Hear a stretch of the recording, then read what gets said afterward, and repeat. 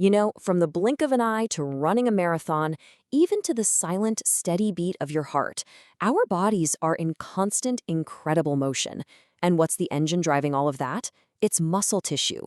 It is a true masterpiece of biological engineering.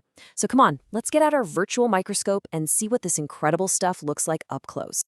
All right, here's what we've got on tap. We're going to start with the basics, then we'll meet the three main types of muscle. After that, we'll take a deep dive into their microscopic structure, see how they're all controlled, and finally wrap up by looking at how they repair themselves. Let's get right into it.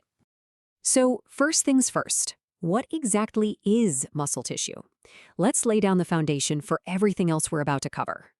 When you boil it all down, muscle is about this one beautiful interaction. It's a soft tissue that's just jam-packed with two key protein filaments. You've got actin and you've got myosin. And when these two slide past one another, you get movement, contraction, and expansion. It's that simple mechanical principle that's behind literally every single action your body performs. And just to give you a sense of scale here, we're not talking about some minor system. Muscle tissue makes up a staggering 40 to 50% of your total body weight. It's this massive, energy-hungry network that really defines so much of our physical form and what we're capable of. So what's all this muscle for? Well, obviously there's movement, right? And holding our posture.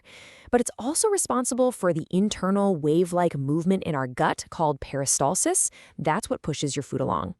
It also generates body heat when we shiver. And get this, it even acts as a site for fat storage. It is a truly multifunctional tissue. Okay, so now we've got a handle on what muscle tissue is and what it does. Let's meet the family. We actually classify them based on what they look like under the microscope. And you know what? The first major division is super simple. Does it have stripes or not? On the left, you're seeing striated or striped muscle. This group includes both skeletal and cardiac muscle. Then on the right, we have the non-striated or smooth muscle. This visual difference, stripes or no stripes, is our very first clue that they have very different jobs to do. And this right here, this brings us to probably the single most important theme in all of biology and definitely for this explainer. Structure dictates function. The way a cell is built, its architecture, tells you exactly what it's designed to do. Keep this idea in your back pocket as we go. So here they are, our three main players. You've got skeletal muscle with its long, powerful cylindrical fibers. Then there's smooth muscle with its elegant, tapered spindle shape. And finally, cardiac muscle, which is just beautifully branched. Each one of these shapes is a perfect adaptation for its specific role in the body. All right, time to zoom in. We're going to start with the heavy hitters, the powerhouses, the striated muscles. Okay, so let's take a closer look at skeletal muscle. This is the type that's attached to your bones. The fibers are long and they are so unbelievably packed with contractile machinery that the multiple nuclei literally get shoved to the very edge of the cell just to make room. And, of course, the critical part is that this is the muscle that's under our conscious voluntary control. So what's making those signature stripes? Well, the answer is this little thing called the sarcomere. This is the fundamental unit of contraction. I want you to think of it like a tiny microscopic engine, an incredibly organized arrangement of those actin and myosin filaments we talked about just a minute ago. So how does this little engine actually work? Well, you're looking at a repeating pattern. The dark A bands, they contain the thick myosin motor filaments, and the lighter I bands contain the thin actin filaments that they pull on, kind of like ropes. This perfect repeating alignment of proteins is what creates the stripes we see. It is the very architecture of power. Now, the other striated muscle is cardiac muscle, and you only find it in the heart. But notice the differences here. Its fibers are shorter and branched, which lets them form this complex, interwoven network. And, most importantly, the cells are joined together by these special junctions called intercalated discs. I mean, these things are an evolutionary marvel. They physically bolt the cells together so they don't rip apart after a lifetime of contractions, and they electrically link them to make sure the entire heart beats as one single unit. Just incredible. All right, let's switch gears.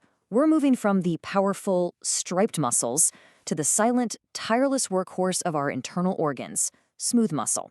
Smooth muscle looks completely different because it is different. No stripes means no sarcomeres. Instead, you have these elegant spindle-shaped cells with a single nucleus right in the center. This structure isn't built for rapid, powerful force. It's designed for sustained, squeezing contractions, which is just perfect for its involuntary job lining our blood vessels, our digestive tract, and our airways. But plot twist, not all smooth muscle is the same. It's really a tale of two different control systems. On one hand, you have visceral smooth muscle in your organs. It has tons of these things called gap junctions, which let a contraction spread like a wave from cell to cell, perfect for peristalsis. On the other hand, you have multi-unit smooth muscle, like in the iris of your eye. It has a rich nerve supply, which allows for much finer, more precise, independent control of the cells. Again, structure dictates function. Okay, this all begs a pretty important question. How do these cells coordinate? How do they talk to each other and to the nervous system to actually get the job done? This table just lays it all out so perfectly. Skeletal muscle fibers, no direct junctions. Each one is insulated and controlled on its own for really precise movements. Cardiac muscle uses those incredible intercalated discs to create a single unified pump. And smooth muscle uses gap junctions for those coordinated waves we were just talking about. Each solution is perfectly tailored to the job at hand. And for voluntary control, this right here is the critical switch, the neuromuscular junction. It's this elegant four-step process. A nerve signal arrives, it releases a chemical called acetylcholine. That chemical binds to the muscle fiber, and that flips an electrical switch in the cell, a process we call depolarization. And bam, a contraction is triggered. It's that fast. Okay, for our final section, what happens when muscle gets damaged? This is where the three types are dramatically different, and it has huge implications for our health. This chart says it all. Smooth muscle, it has a high capacity for regeneration. Skeletal muscle, it has a limited ability. It has to rely on these special satellite cells. But cardiac muscle, it has virtually no ability to regenerate. When those heart muscle cells die, they are gone for good. They just get replaced by scar tissue. And that's exactly why a heart attack is so clinically devastating compared to, say, a torn bicep. So let's wrap this all up. From the precise stripes of a sarcomere to the special junctions that link cells into a single beating heart, every single microscopic detail is purpose-built. Even their vastly different abilities to repair themselves are tied directly to their unique design. It all comes back to that one core principle. In biology, structure dictates function. And that leaves us with a really fascinating question. We've seen how masterful muscle tissue is, but we've also seen how fragile some types can be. So the challenge for the future is clear. How can we take this detailed microscopic understanding and use it to help our bodies repair and maybe even regenerate this vital engine of life?